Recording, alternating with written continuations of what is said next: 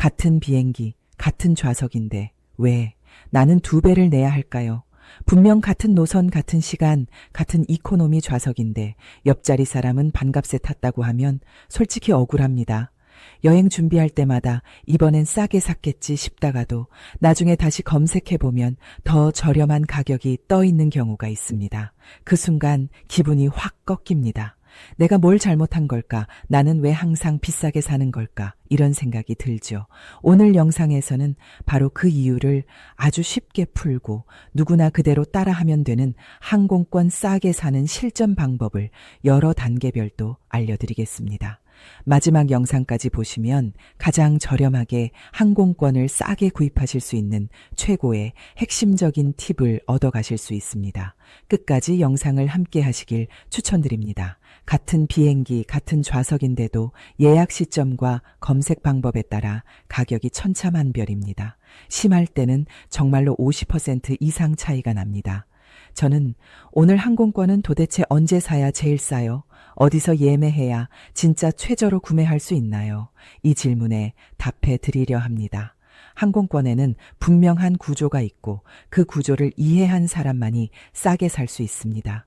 오늘은 숫자만 늘어놓는 이야기가 아니라 제가 실제로 여행 갈 때 쓰는 루틴 그대로 보여드리겠습니다. 광고나 협찬이 아니라 제가 직접 비교하고 실제로 결제해본 흐름입니다.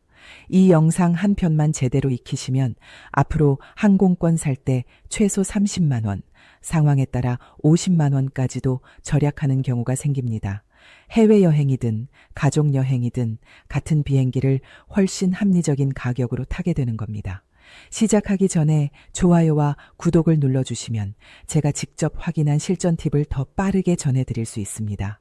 여러분의 작은 클릭이 다음 영상의 품질을 올리는 힘이 됩니다. 그럼 이제 가장 먼저 항공권 가격이 왜 매번 달라지는지부터 정리하겠습니다. 이 원리를 이해하면 왜 어떤 사람은 80만 원에 타고 어떤 사람은 110만 원에 타는지 납득이 됩니다. 항공권은 정가가 있는 상품이 아닙니다. 항공사는 좌석을 마트의 재고처럼 관리합니다. 좌석이 남아있으면 가격을 낮춰서라도 더 팔고 싶어 합니다. 좌석이 빠르게 차오르면 가격을 올려도 팔립니다. 이렇게 수요와 공급을 보고 가격을 실시간으로 조정하는 방식이 항공권 가격의 본질입니다. 그리고 이 조정은 사람이 손으로 하는 게 아니라 대부분 컴퓨터 알고리즘이 합니다. 그 알고리즘은 단순히 남은 좌석 수만 보지 않습니다. 요일, 시간, 예약 시점, 노선의 특성, 성수기 여부, 그리고 판매 속도까지 함께 봅니다. 예를 들어 주말 저녁, 연휴 출발, 방학 시즌처럼 사람들이 몰리는 시간대는 가격이 오르는 경향이 있습니다. 반대로 평일 낮, 새벽 출발처럼 수요가 적은 시간대는 가격이 내려가는 경우가 많습니다. 또 같은 노선이라도 출발 한 달 전과 출발 일주일 전은 금액이 달라질 수 있습니다. 왜냐하면 출발이 가까워질수록 싼 좌석 등급이 먼저 팔리고 남는 좌석은 비싼 등급으로 남기 때문입니다. 여기서 많은 분들이 놓치는 핵심이 하나 더 있습니다. 검색 방식이 가격 체감에 영향을 준다는 점입니다.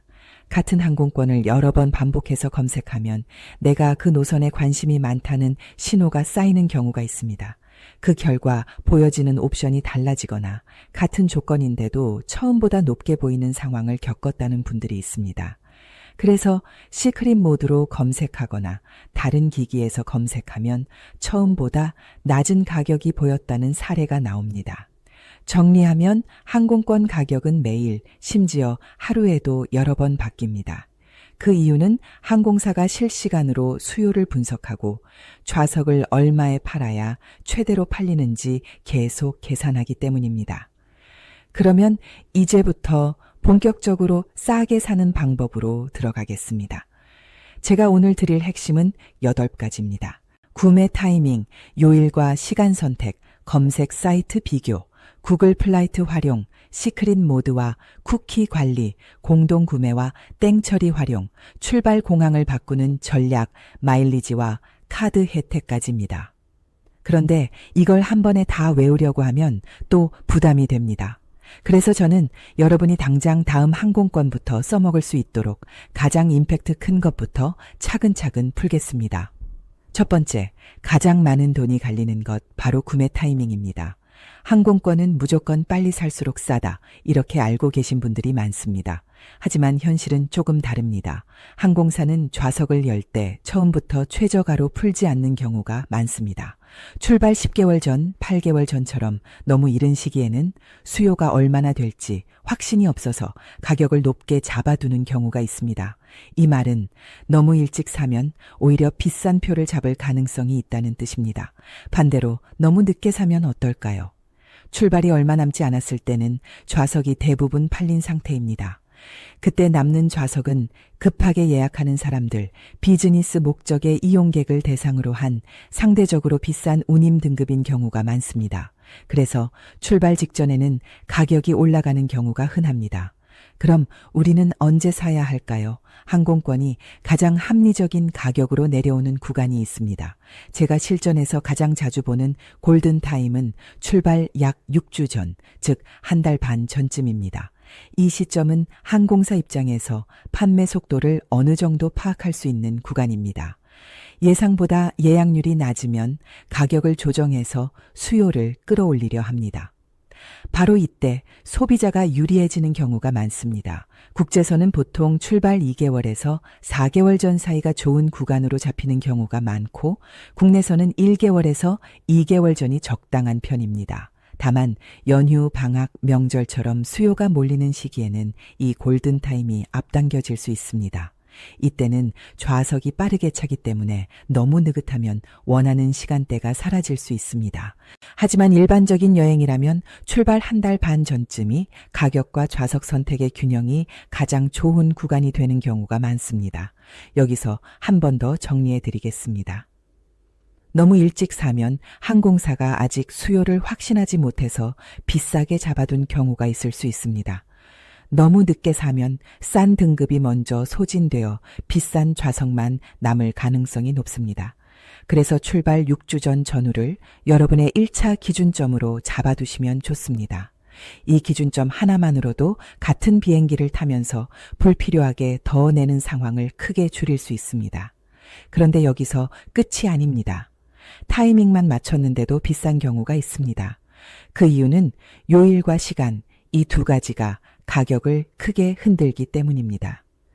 다음 파트에서는 화요일, 수요일이 왜 싸게 나오는지, 새벽 비행이 왜 유리한지, 그리고 단순히 비행기 값만이 아니라 여행 전체 비용까지 줄이는 방식으로 설명드리겠습니다. 이제 두 번째 전략으로 들어가겠습니다. 항공권을 싸게 사는 두 번째 핵심은 요일과 시간 선택입니다. 같은 노선이라도 출발 요일이 바뀌면 가격이 달라지고 출발 시간이 바뀌면 가격이 또 달라집니다. 이건 우연이 아니라 항공사가 수요 데이터를 기반으로 요일별, 시간대별 운임을 다르게 책정하기 때문입니다. 먼저 요일부터 보겠습니다. 항공권이 비싸지는 요일은 대체로 정해져 있습니다. 출장 수요가 몰리는 월요일과 금요일, 그리고 여행객이 움직이는 토요일과 일요일은 비싸질 가능성이 큽니다. 특히 금요일 출발, 일요일 귀국 이 조합은 수요가 가장 몰리는 패턴 중 하나입니다. 사람이 몰리면 가격은 올라갑니다. 반대로 화요일과 수요일은 상대적으로 수요가 적습니다. 그래서 같은 노선이라도 화요일이나 수요일 출발로 바꾸면 가격이 내려가는 경우가 꽤 많습니다. 여기서 중요한 건 단순히 화요일이 싸다, 이게 아니라 수요가 몰리는 요일을 피하면 싸질 확률이 높다, 이 원리입니다. 직장인 일정 때문에 주말 이동이 불가피한 분들도 계시겠지만 가능하다면 출발을 하루만 바꿔도 가격이 눈에 띄게 달라지는 경우가 있습니다. 예를 들어 금요일 출발이 100만 원대인데 화요일 출발은 80만 원대로 떨어지는 시기입니다. 물론 항상 그렇다고 단정할 수는 없지만 전체적으로 이런 패턴이 자주 나타납니다. 다음은 시간대입니다. 사람들이 선호하는 시간대가 있습니다. 대체로 오전 9시부터 오후 6시 사이, 이 시간대는 일정 짜기가 편하고 이동도 무난해서 경쟁이 치열합니다. 그래서 가격이 높게 형성되는 경우가 많습니다. 반대로 밤 늦은 시간이나 새벽 출발은 선호도가 낮기 때문에 가격이 내려가는 경우가 많습니다. 특히 밤 11시부터 새벽 5시 사이 출발표는 일반 시간대보다 평균적으로 더 낮게 나오는 경우가 많습니다. 노선에 따라 차이는 있지만 체감상 10%에서 20%, 어떤 경우에는 그 이상 차이 나는 사례도 있습니다. 여기서 많은 분들이 이렇게 말씀하십니다. 새벽 비행기 타면 힘들어서 못하겠다. 맞습니다. 새벽 비행은 체력적으로 부담이 될 수 있습니다. 하지만 일정 전체로 보면 새벽 비행이 오히려 유리한 경우도 있습니다. 특히 장거리 국제선에서는 새벽에 출발하면 현지 도착이 낮 시간대가 되는 경우가 많습니다. 그러면 숙박을 하루 줄일 수도 있고 첫날 일정을 더 길게 쓸 수도 있습니다. 즉, 비행기 값이 싸고 여행시간 활용도도 좋아지는 경우가 있습니다. 반면 저녁 출발 밤 도착은 도착하자마자 숙박비가 들어가고 첫날이 통째로 사라진 느낌이 들기도 합니다. 그래서 저는 이렇게 정리합니다. 항공권을 싸게 사고 싶다면 가능하면 화요일, 수요일 출발을 먼저 검토하고 시간대는 심야나 새벽을 한 번씩 같이 비교해 보시는 겁니다. 이 조합을 한 번만 적용해도 항공권 가격이 확 내려가는 경우가 생깁니다. 그리고 이것은 특별한 기술이 아니라 선호 시간대를 피하는 아주 단순한 선택입니다. 그런데 여기서 또 한 가지가 있습니다. 많은 분들이 항공권만 싸게 사면 된다고 생각합니다. 하지만 실제로는 항공권과 숙박비가 연결되어 있습니다. 예를 들어 새벽 출발로 항공권이 20만 원 싸졌는데 현지에 낮에 도착해서 숙박을 하루 줄이면 추가로 15만 원을 더 줄이는 경우도 생깁니다. 이렇게 되면 실제 절약은 35만 원이 됩니다. 반대로 항공권은 조금 싸게 샀는데 도착 시간이 애매해서 숙박을 하나 더 잡아야 하면 전체 비용이 오히려 더 커질 수도 있습니다. 그래서 시간을 선택할 때는 항공권 가격만 보지 말고 현지 도착 시간과 첫날 숙박 필요 여부까지 함께 보셔야 합니다. 지금까지가 두 번째 전략입니다. 타이밍을 잡고 요일과 시간을 조정하면 여기까지에서 이미 큰 절약이 나올 수 있습니다. 하지만 많은 분들이 여기서 멈춥니다. 그래서 아직도 같은 비행기를 비싸게 타는 경우가 생깁니다. 어디서 검색하느냐가 가격을 또 바꾸기 때문입니다. 다음 파트에서는 검색 사이트를 어떻게 비교해야 하는지, 그리고 왜 어떤 사이트는 같은 표를 더 비싸게 보여주는지 그 구조를 아주 현실적으로 풀어드리겠습니다. 이제 세 번째 전략으로 넘어가겠습니다. 항공권을 싸게 사는 데서 많은 분들이 가장 크게 착각하는 부분이 바로 이 지점입니다. 항공권 가격은 이미 정해져 있고 사이트는 그걸 그대로 보여줄 뿐이라고 생각하는 경우입니다. 하지만 실제로는 어디서 검색하느냐에 따라 보여지는 가격 자체가 달라집니다. 많은 분들이 가장 먼저 사용하는 곳이 네이버 항공권입니다. 익숙하고 접근하기 쉽기 때문입니다. 문제는 네이버가 항상 최저가를 보여주는 사이트는 아니라는 점입니다. 실제로 같은 날짜, 같은 항공사, 같은 이코노미 좌석을 기준으로 비교해 보면 네이버에서는 200만 원이 넘는데 구글 플라이트에서는 170만 원대로 나오는 경우도 적지 않습니다. 같은 비행기 같은 좌석인데 검색한 사이트가 다르다는 이유만으로 30만 원 이상 차이가 나는 겁니다. 이 차이는 어디서 나오느냐? 각 사이트가 연동하고 있는 항공사와 여행사, 그리고 가격을 보여주는 방식이 다르기 때문입니다. 네이버는 주로 국내 여행사와 항공사 중심으로 데이터를 모아 보여줍니다. 반면 구글 플라이트나 스카이스캐너는 해외 항공사와 글로벌 온라인 여행사까지 포함해서 훨씬 넓은 범위의 가격을 동시에 비교합니다. 그래서 해외 노선일수록 이 차이가 더 크게 벌어지는 경우가 많습니다. 여기서 한 가지 더 중요한 포인트가 있습니다. 겉으로 보이는 가격이 전부가 아니라는 점입니다. 어떤 사이트는 수화물이 포함된 가격을 보여주고 어떤 사이트는 기본 운임만 보여줍니다. 그래서 처음 화면에서는 싸게 보였는데 결제 단계로 들어가면 수화물 추가, 좌석 선택 비용, 결제 수수료가 붙어서 결국 더 비싸지는 경우도 있습니다. 그래서 항공권을 비교할 때는 첫 화면의 숫자만 보고 판단하면 안 됩니다. 반드시 결제 직전 단계까지 들어가서 최종 금액을 확인해야 합니다. 수화물 포함 여부, 환불 가능 조건, 변경 수수료까지 비슷한 조건인지 맞춰서 비교해야 합니다. 이 과정을 건너뛰면 싸게 샀다고 생각했는데 결국 더 비싸게 사는 경우가 생깁니다. 제가 추천하는 기본 루틴은 이렇습니다. 먼저 구글 플라이트로 전체적인 최저가 흐름을 봅니다. 그 다음 스카이스캐너나 트립닷컴으로 한 번 더 확인합니다. 마지막으로 항공사 공식 홈페이지까지 들어가서 직접 가격을 비교합니다. 이렇게 세 단계만 거쳐도 대부분의 노선에서 가격 차이를 확인할 수 있습니다. 여기서 중요한 건 한 곳만 보고 결정하지 않는 습관입니다. 시간은 조금 더 들지만 이 과정 하나로 평균 15만 원에서 30만 원까지 차이가 나는 경우를 저는 수없이 봤습니다. 특히 장거리 국제선일수록 이 차이는 더 커집니다. 그리고 이쯤에서 이런 질문이 나옵니다. 그럼 매일 이렇게 들어가서 확인해야 하나요? 그럴 필요는 없습니다. 그래서 다음 전략이 필요합니다. 가격이 내려갈 때 자동으로 알려주는 방법이 있습니다. 바로 구글 플라이트의 기능을 제대로 활용하는 것입니다. 다음 파트에서는 많은 분들이 모르고 지나치는 구글 플라이트의 핵심 기능들을 실제로 어떻게 쓰는지, 왜 이게 강력한지 아주 구체적으로 풀어드리겠습니다. 이제 네 번째 전략으로 들어가겠습니다. 바로 구글 플라이트를 제대로 활용하는 방법입니다. 많은 분들이 구글 플라이트를 단순히 항공권 검색 사이트 중 하나로만 생각합니다. 하지만 실제로는 항공권을 싸게 사기 위한 가장 강력한 도구에 가깝습니다. 이 기능을 알고 쓰느냐, 모르고 지나치느냐에 따라 결과가 크게 달라집니다. 가장 먼저 활용해야 할 기능은 가격 추적입니다. 구글 계정으로 로그인한 상태에서 원하는 노선과 날짜를 검색한 뒤 가격 추적을 켜두면 됩니다. 그러면 해당 항공권의 가격이 내려갈 때마다 이메일로 알림이 옵니다. 예를 들어 오늘은 120만 원이었는데 다음 주에 100만 원으로 내려가면 굳이 매일 검색하지 않아도 바로 알 수 있습니다. 이 기능의 장점은 타이밍을 놓치지 않게 해준다는 점입니다. 항공권 가격은 갑자기 내려갔다가 하루 이틀 만에 다시 올라가는 경우도 많습니다. 가격 추적을 켜두면 그 짧은 타이밍을 잡을 확률이 훨씬 높아집니다.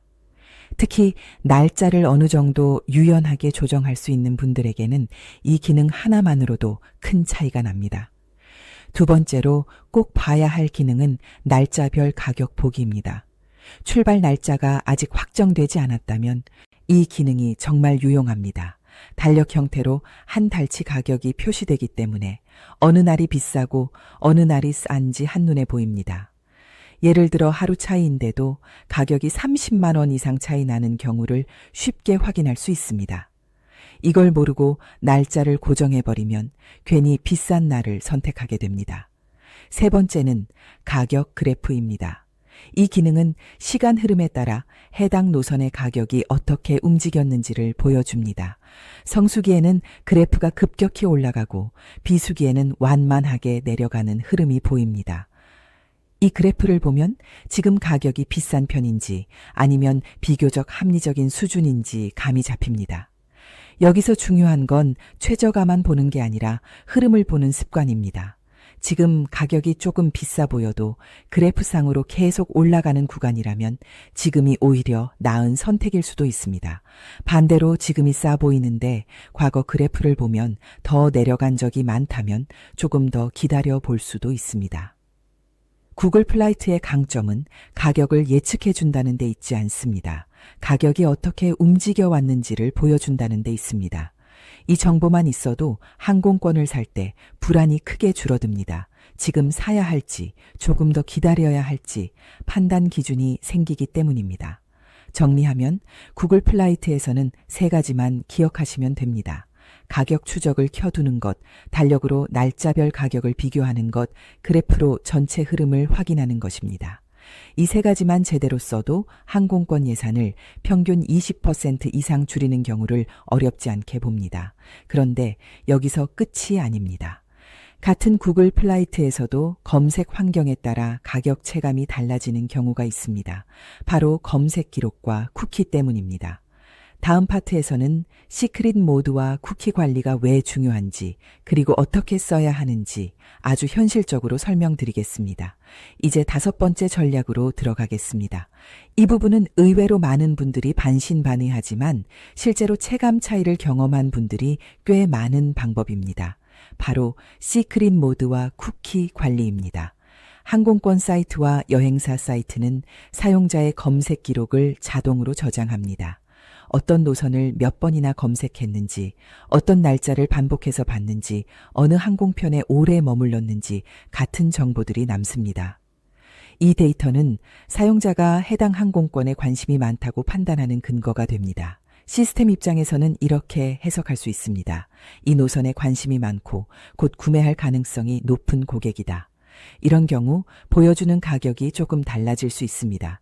실제 항공사가 가격을 올린다기보다 알고리즘이 노출 우선순위를 조정하는 방식에 가깝습니다. 그래서 같은 노선을 여러 번 검색하다 보면 처음보다 가격이 올라 보였다는 경험담이 나옵니다. 이럴 때 가장 간단하게 쓸 수 있는 방법이 바로 시크릿 모드입니다. 크롬 브라우저를 기준으로 설명드리면 컨트롤 키와 시프트 키를 누른 상태에서 N키를 함께 누르면 시크릿 창이 열립니다. 이 창에서는 이전 검색 기록이나 쿠키 정보가 저장되지 않습니다. 즉, 항공권 사이트 입장에서는 처음 방문한 사용자처럼 인식됩니다. 이 상태에서 동일한 노선과 날짜를 다시 검색해 보시면 이전보다 낮은 가격이 보이는 경우가 있습니다. 항상 그런 것은 아니지만 실제로 이런 차이를 경험한 분들이 적지 않습니다. 특히 여러 날에 걸쳐 같은 노선을 반복 검색했던 경우라면 체감 차이가 더 크게 느껴지기도 합니다. 또 하나의 방법은 쿠키 삭제입니다. 쿠키는 웹사이트가 사용자의 방문 정보를 저장해 두는 작은 데이터입니다. 이 쿠키가 쌓이면 검색 패턴이 그대로 남아있게 됩니다. 이를 한번 정리해 주는 것만으로도 검색 환경이 초기화됩니다. 방법은 어렵지 않습니다. 컨트롤 키와 시프트 키를 누른 상태에서 델리트 키를 누르면 인터넷 사용 기록과 쿠키를 삭제할 수 있는 창이 뜹니다. 여기서 쿠키와 캐시를 선택하고 삭제하면 됩니다. 이렇게 한 뒤 다시 항공권을 검색하면 처음 검색했을 때와 비슷한 환경이 만들어집니다. 정리하자면 같은 노선을 여러 번 검색할수록 시스템은 관심 고객으로 인식할 수 있습니다. 이럴 때 시크릿 모드나 쿠키 삭제를 활용하면 항공권 검색을 보다 중립적인 상태에서 할 수 있습니다. 이 방법은 큰 기술이 아니라 환경을 리셋하는 습관에 가깝습니다. 하지만 이것만으로는 아직 반값까지 내려가는 경우를 만들기는 어렵습니다. 여기서부터는 항공권 구조 자체를 이용하는 방법이 필요합니다. 다음 파트에서는 공동구매와 땡처리 항공권을 활용해서 같은 비행기를 훨씬 싸게 타는 구조를 설명드리겠습니다. 이제 6번째 전략으로 들어가겠습니다. 여기부터는 앞에서 말씀드린 방법들을 이미 알고 있는 분들보다 한 단계 더 싸게 사는 영역입니다. 바로 공동구매 항공권과 출발 공항을 바꾸는 전략, 그리고 마일리지와 카드 혜택을 함께 활용하는 방식입니다. 먼저 공동구매 항공권부터 말씀드리겠습니다. 항공사는 좌석을 하나하나 개인에게만 파는 구조가 아닙니다. 일정 수량의 좌석을 여행사에 한꺼번에 넘기는 경우가 많습니다. 이 좌석들은 주로 패키지 상품용으로 배정됩니다. 그런데 패키지가 다 팔리지 않으면 좌석이 남게 됩니다. 항공사 입장에서는 비행기가 뜰 때 빈자리가 있으면 그 자체로 손해입니다.